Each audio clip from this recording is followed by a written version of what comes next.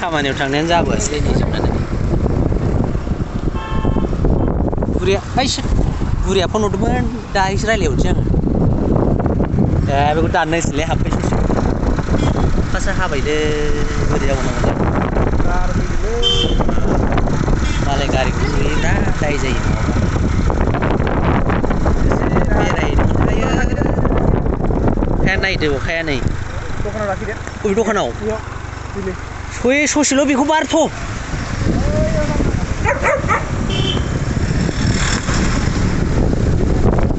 बेखौ बारबानो जागोन नायजाला सैथि मबाइला गैलालै सेस नांजोब्बाय दखान मोजां मा खामानियाव फैनानै मा खामानियाव फासिबो अखाया दांना होबाय नै मालाय दखानाव जिरायगासिनो दं मा खालामबावनांगौ जागोन खोन्थाहरदो आइडिया हरदो एसे माइ गड अखाखौ नाय अखाखौ खोन्थानो नोंसोरबो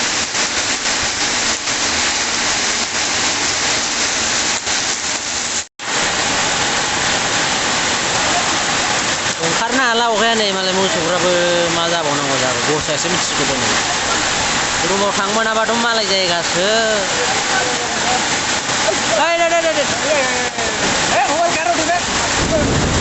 मबाइलखौ गावालै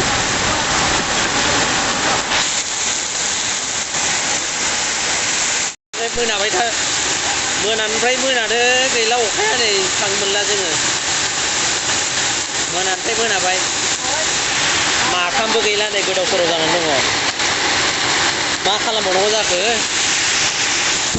गारि सार्भिसिं खालामनो लाबोदोंमोन गैला अखा हानानै थांनो हाला मोनानिफ्राय मोना जाबाय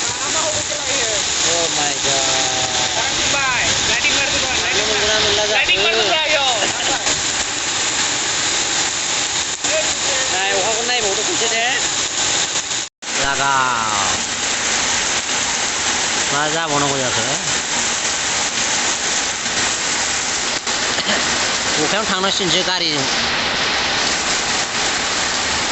खारबाबो जायोमोनलाय माबासो स्कुटिसो गारियाबो बेयावनो हरसे थानांसिगोन बायदि मोनबाय मालायनि दखानावसो जिरायगासिनो दं नै दा मालिकआ होखारहरबाथाय ब्लडदोलाय आरो ना हामाम अखायाथ' सैथो माइ गड मोनागासिनो दं दहायनिफ्राय जिरायगासिनो दं आधा घन्टा जाबाय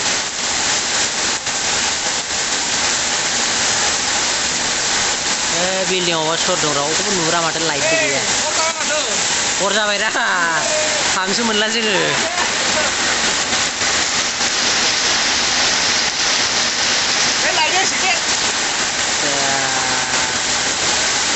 मालाय दखानाव मोनोलै मा खालामबावनांगौ जाखो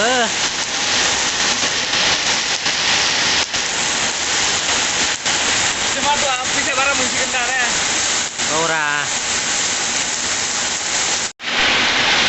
गैलालै रुमाव थांनो मोननाय नंला बायदि मोनबाय आं दिनै दामाम अखा हाबाय थांनो मोनला रुमाव दिनै थांनो मोनला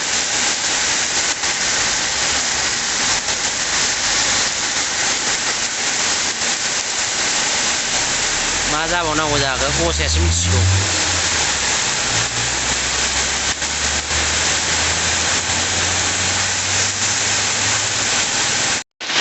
बारासिनसो जाबाय अखाया नै थांनो हासिनबावलासो साना बै जोंथिंजाय हायाखै माने अखाया बिथिंल' हादों नै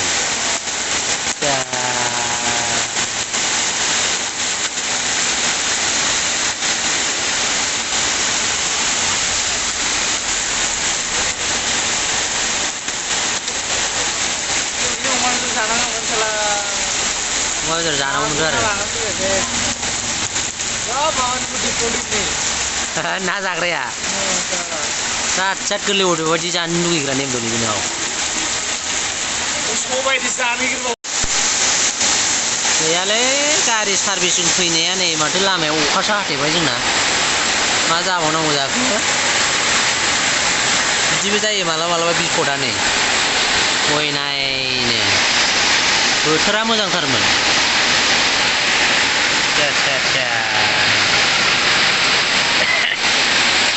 दसे नेनांबाय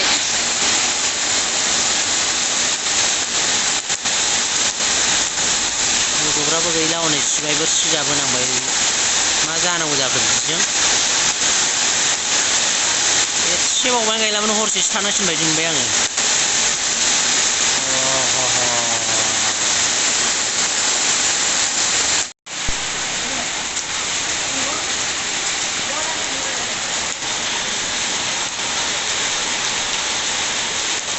गाइखेर सेरग्रा मोसौ बिराद खामायोरा बिसोरो गाइखेर सेरनानै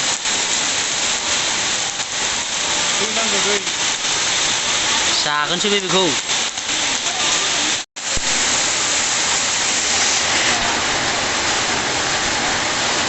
जारसि मोसौ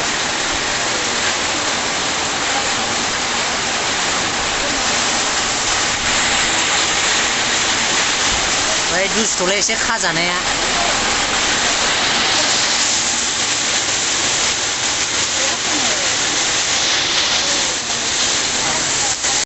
मोसौआ साइड होबावलासो गारिखौ